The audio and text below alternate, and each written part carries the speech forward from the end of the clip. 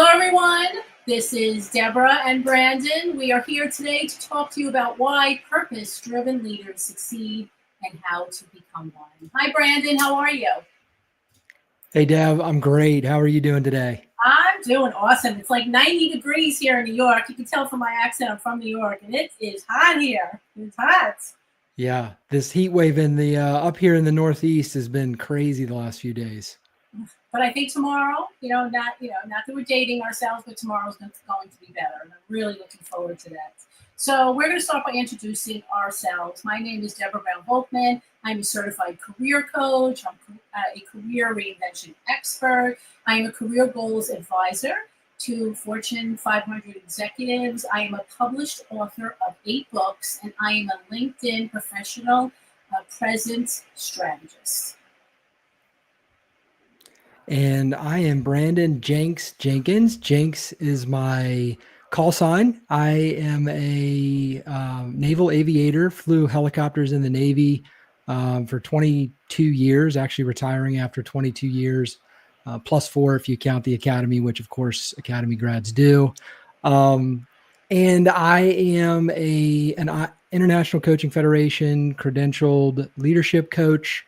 I help people uncover and reveal really their passions, values, strengths, and their purpose, and what I call blueprint coaching, so that they can learn to tap into that and really align their lives and leadership with purpose. That's awesome. I love your work. And you and I, we met on LinkedIn, right? This is the power of LinkedIn. You know how you grow here, how you succeed here. Is through conversations, is through commenting, is through collaboration. And basically, we met on LinkedIn. We love each other's work. We commented on each other's work. We said, let's do a coffee. Let's do a coffee. Gotta do a coffee, right?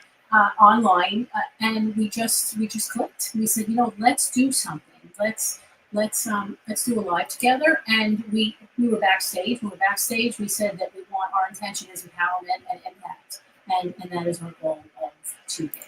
That's our goal of today. Yeah, I love it. Yeah, to have fun with it, right? And to hopefully, for the folks that are here live and for the folks watching later down the road, hopefully you feel empowered after hearing this. It's something that resonates with you, and just, I would love for you to have that feeling of empowerment, like a little bit of clarity that you can go kind of do this stuff for yourself.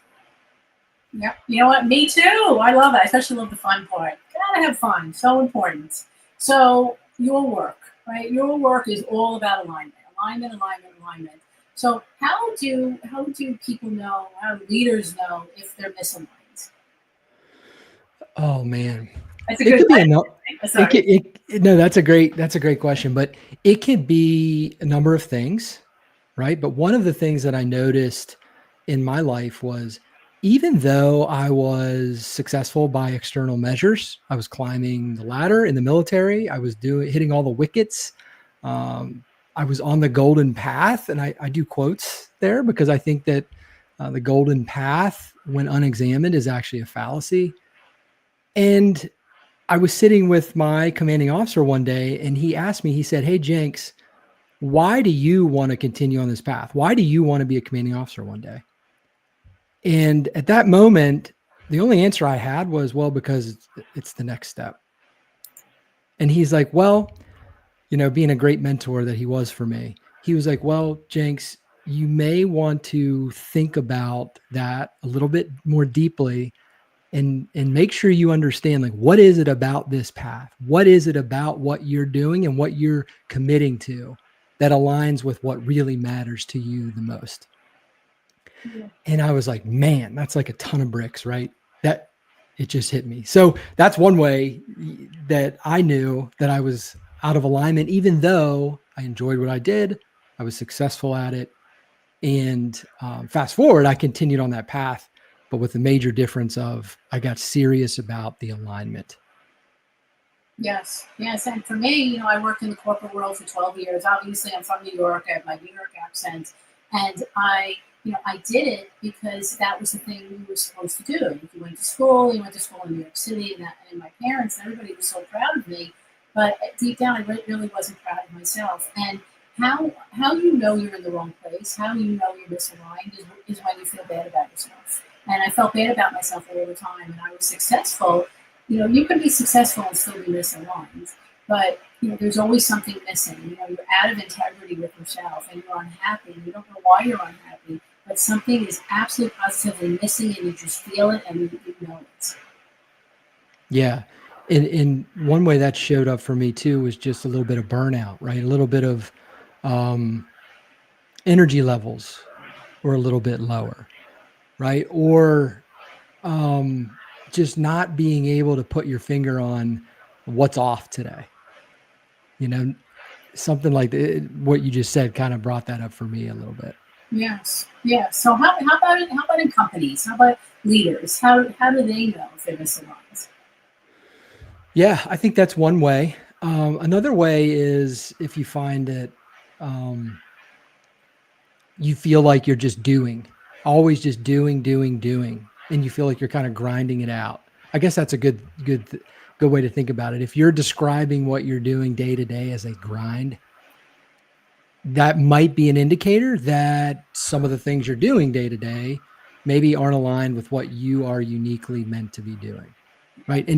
And that's important because each individual, I believe, is uniquely positioned, uniquely designed to handle certain things, right? They have certain strengths, they have certain values, they have certain passions.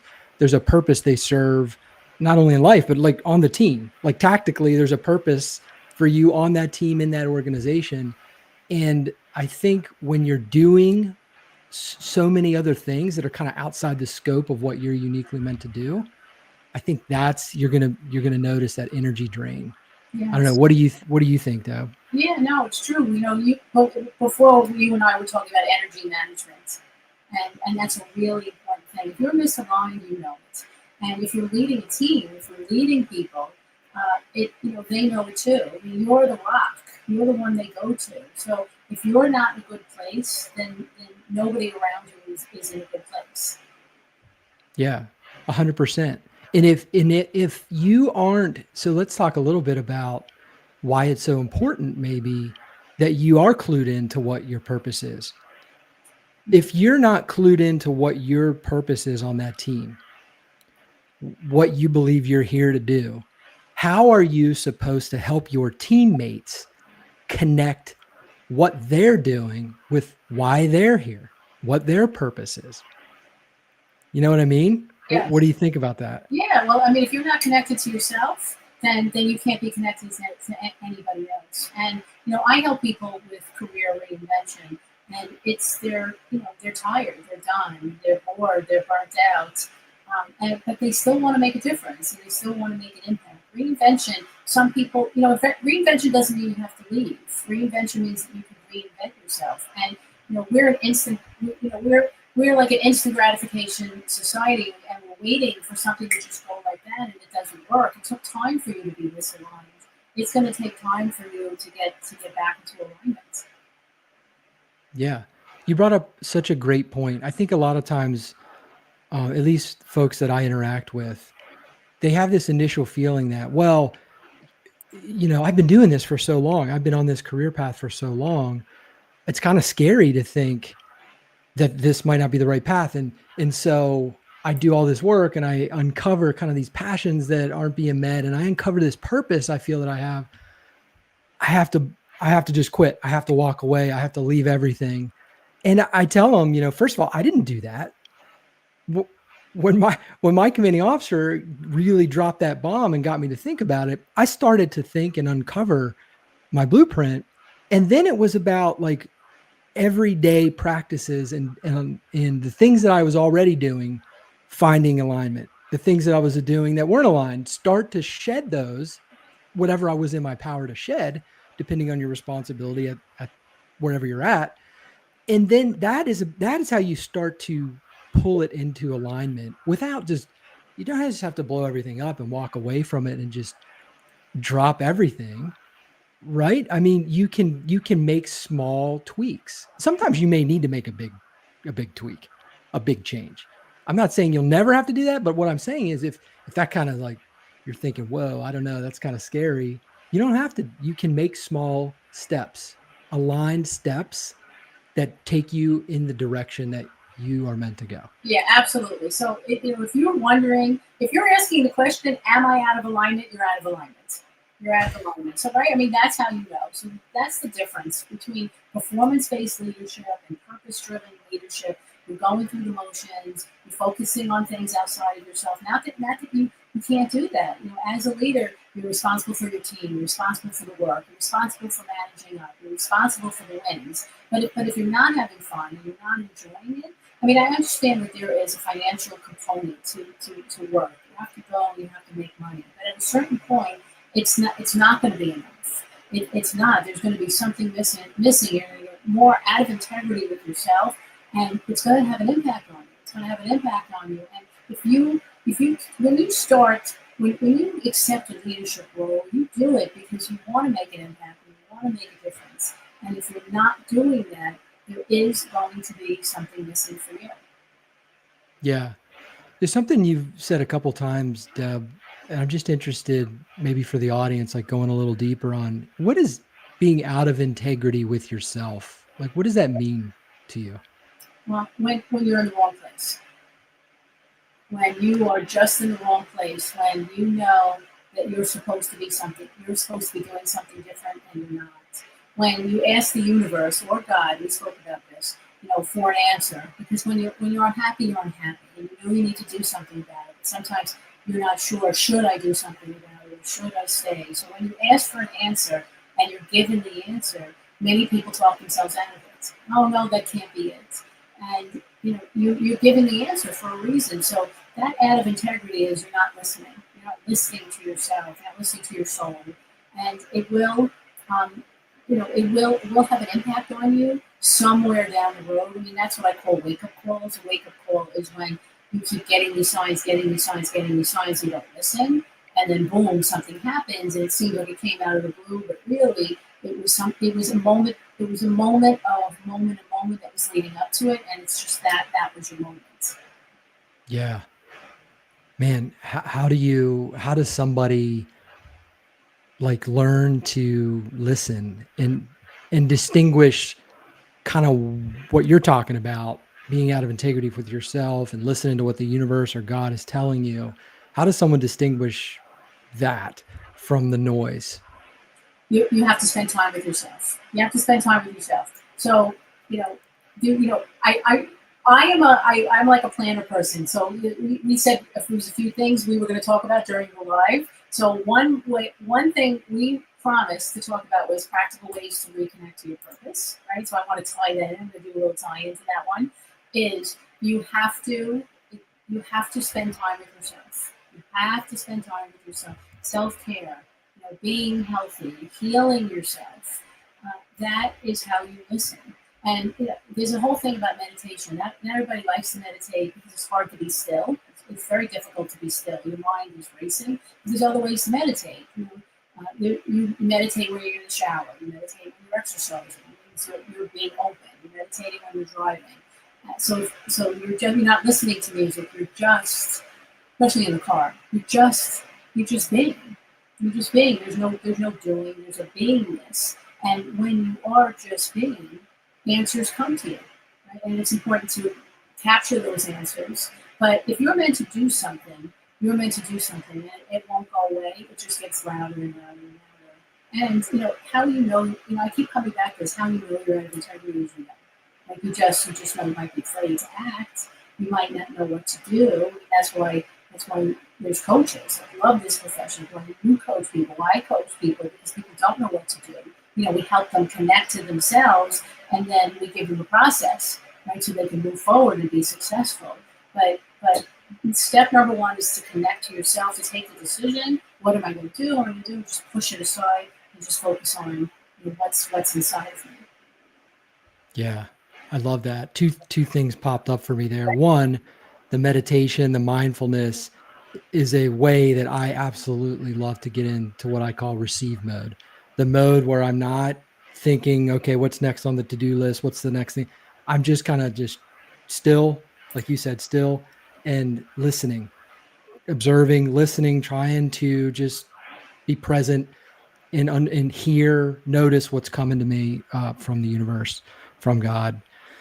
That's one thing. The other thing that popped up for me was this spending time with yourself.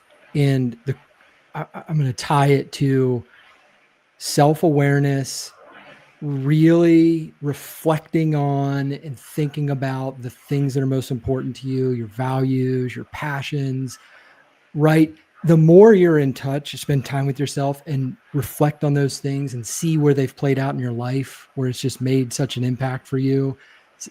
The more you do that, the more self-awareness you build. I think the more confidence you get in listening when that voice comes to you. You're more confident because you're more aware that you have this unique design, that you have these values and this purpose in life. And so when you know that, when you hear it, the listening, you just become more confident in that listening and in that knowing. I don't know Yeah. if that resonates for you No, or it not. does. Totally resonates. Totally resonates. It's not something that comes to you over time. Your purpose unfolds. It's a journey. You take a step. Like earlier, that we call it the backstage. Backstage, you and I were talking about how you take. No, I think you said it here. You take one step, you have other step, and another step.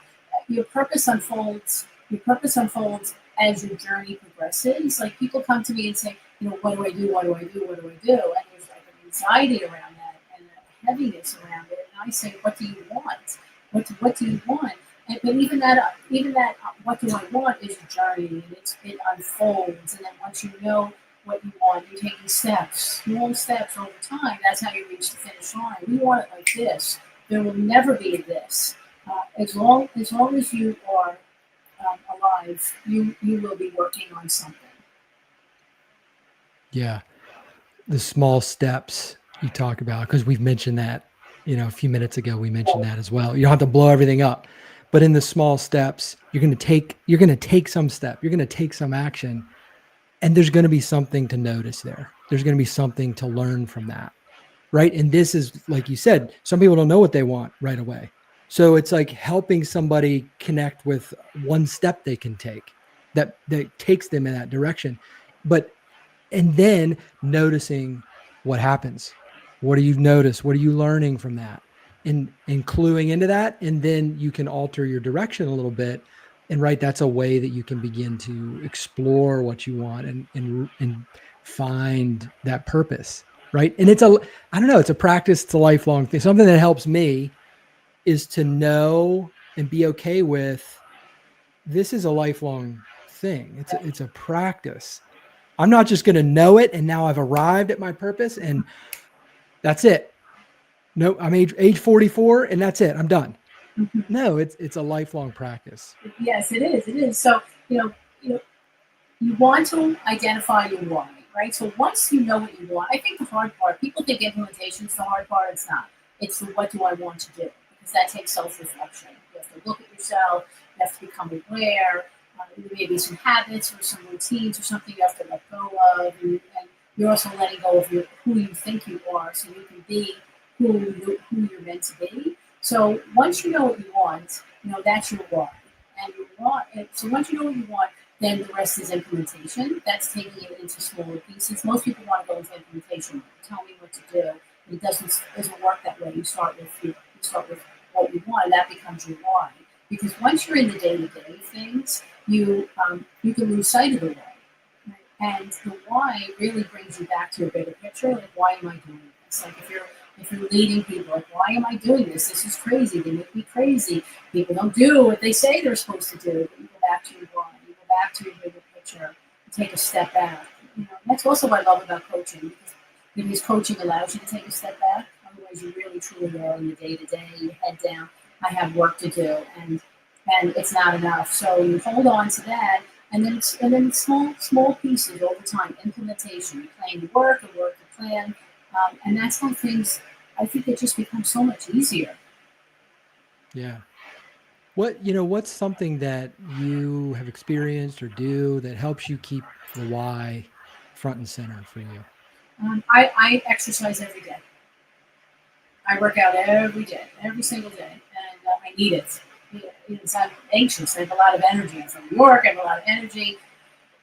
sometimes I just need to go for a walk, or go for a run, or lift some weights. I would say that's the number one thing that helps me connect to myself, and then I do something with it. I write. I'm a writer. I've written a book, so I take things that come to me. A lot of things come to me while I'm working out, and I write them down, and then I do something with it. But if I don't have an answer, that's what I do. Yeah. How about you? What Well, do you do? well, I love that. Well, exercise is extremely important to me. In that, we're talking about kind of this a lifelong thing, right? Exercise for me has evolved. In school it was for sports, and then in the military, at the beginning part of the military, it was for the military, like to be in shape and right. But the last 5 years or so, it's really become this place where I get into receive mode. And I think I mentioned that earlier, but receive mode for me is how I connect with myself and connect with the universe and God. And going on a nice long run, especially outdoors on a nice day, a run, just a nice, easy run, right? Nothing, I'm not doing high intensity training. It's just a nice, even pace run that gets me into that zone. And I love that. And like you said, things start to come. I just try to stay present and notice and listen, and things come to me all the time for sure. Yes. It's a huge, huge piece for me. And then the other piece for me is I like having a physical representation. And so you may, in the background, I have what's called my blueprint. Okay. But that's a kind of a representation that it's in my office. You see it's always front and center. So in my purpose statements, kind of over here on this other. Wait, I'm gonna go like this, see if I can see it. Yeah, I can't. I can move it right here. Let's do this. It's going like this. Oh, I like It's that. written right in there. Yeah. So somebody can pause that and they can check out my purpose. Screenshot. Yeah. So that keeps it front and center, but really, I really connect with what you said about the exercise, because that has helped me get into that receive mode, because it's not us, right? Just do. Right. We are, what did you say earlier? What did you say earlier? We have to be. Yeah. Things come when you be. When you're doing, nothing comes to you because you're doing. But when you're being, be. All right. So I do want to ask you about your blueprints, right? Because that's really important. You write about this blueprint every single day, and I love reading about it. So tell us about the blueprint. Okay. Blueprint is a process. It's not a how-to. It's not a checklist. It is a process that we go through to help you. If you were going through this process, it would be to help you reveal what's inside already, your values, your passions, your strengths, your purpose, and getting that out through your daily practices, the interactions you're having with people, the situations you're in at home or at work, right? The leadership situations, the family situations, relationships. It's all about you, what you're dealing with, and helping to pull out the deeper things there. What's important about those things to you, and learning to tap into, when are you energized? When are you in the flow state doing those things, and really honing in and trying to pull those out. And so then it's that pulling it out and giving you clarity. Like you start to gain clarity over all of these things. And then with that clarity, right, comes a lot of the stuff that we've been talking about.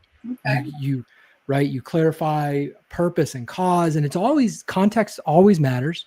So it's like this time and place. What are you meant to be doing?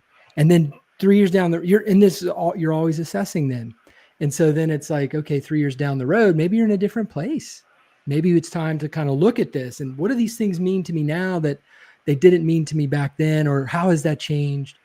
And it's just a way for you to always understand that you have a unique blueprint that you've had it with you everywhere. You continually refine and assess it. You take it with you wherever you go. And so it becomes not about the title, the job position, how much money you're making. It becomes more about, how are you able to give this unique gift to the world, which will fulfill you.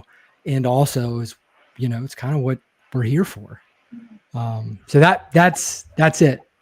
Yeah, I really like that because it's almost like match, no match. Like I help people come up with a vision for their career because a lot of people are like leaves. People are like leaves, right? They go from place to place. Now, the thing about being a leaf is sometimes you land in a good place, sometimes you land in not such a good place. My goal is to help people be a tree.